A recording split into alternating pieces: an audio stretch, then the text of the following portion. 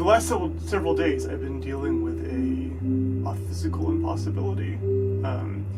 In video games, you often use a perspective for the visuals called the isometric perspective. And if you're not familiar with that, it's a kind of projection that you can do, a kind of camera view that you can have, where objects that get further away from the camera don't get smaller. So you basically remove normal perspective distortion. And this is super useful for video games because I can have, for instance, one set of sprites for a character or whatever that can be sort of anywhere in a scene, regardless of how close or far away they are from the user's perspective, the user's point of view. And I don't have to redraw that sprite to account for the distortion that you get because large things, for the things that are further away, get smaller. And in software, this is super easy to do. So in 3D stuff, it's just an adjustment to the math you do to simulate the camera that's used to calculate the view that goes into doing the 3D rendering. In like traditional 2D video game art, it's also relatively easy because the artist just has to keep in mind that you keep certain angles square, right, no matter where they are on the screen, and it's basically fine. And so like drawing like pixel art in an isometric perspective is pretty easy. The problem is I'm doing photography, and photography is bound by the rules of the real world, where perspective definitely holds and objects get smaller as they get further away. And so any picture I take is going to have that perspective distortion in it. And when I do something like take one of my little characters virtually and move it closer to the camera or further away, unless I take a set of sprites for every distance it can be towards the camera or away,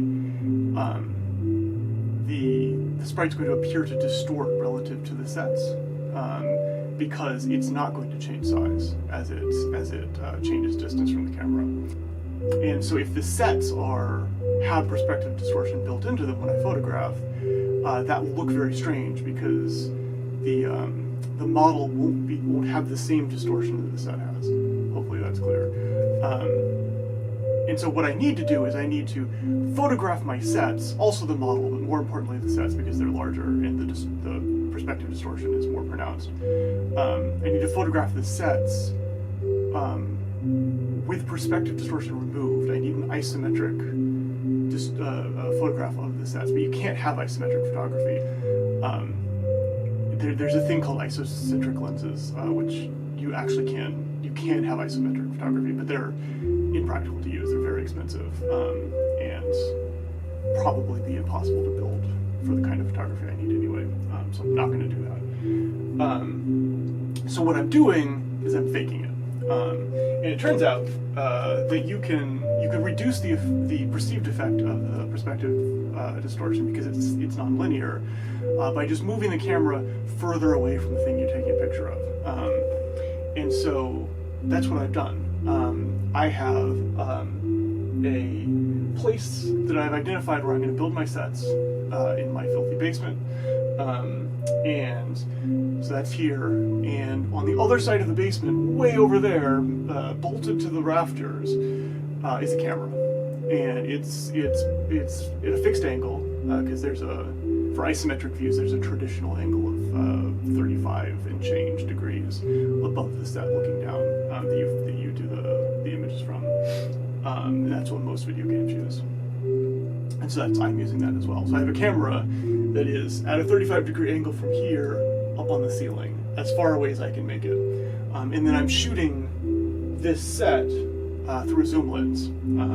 And that zoom lens gives me a view of the floor over here, which is, you can just barely see it. It's this area which I've marked out in tape, including this stuff that I already have set up. And that's what's visible to the camera. So anything I build in here, I can photograph as a set. And it's pretty big. It's several body lengths long for my standard character and a couple of body lengths wide. So it's probably not quite big enough to have a full-size set in it, but I think I can build slices of sets and then photograph them and then stitch them digitally. I think that will work. And the nice thing is this is just far enough that for the most part the perspective distortion isn't noticeable. So if I move the character here, which is about as far forward as it can get and still be, which you can't even see in the camera, and still be in the field of view, and take a picture, and then move it back here, which is about as far back as it can get and still be in the field of view, you can scan those images side by side, which I'll show you, and you can see that they're not quite the same. One of them is obviously bigger than the other, but just a little bit, right? And if they weren't right next to each other, I don't think you'd really be able to tell. And so that will apply to anything in the set, which means that using this technique, I should be able to photograph a relatively large set with as close to sort of true isometric view of it as I'm going to be able to get without exceptionally fancy optics, or an even longer separation between the camera and the set, which if I need to do that, I can sort of run things in the other direction in the basement. I'd have to rearrange everything, and I'd rather not do that. So this is what we're going to do.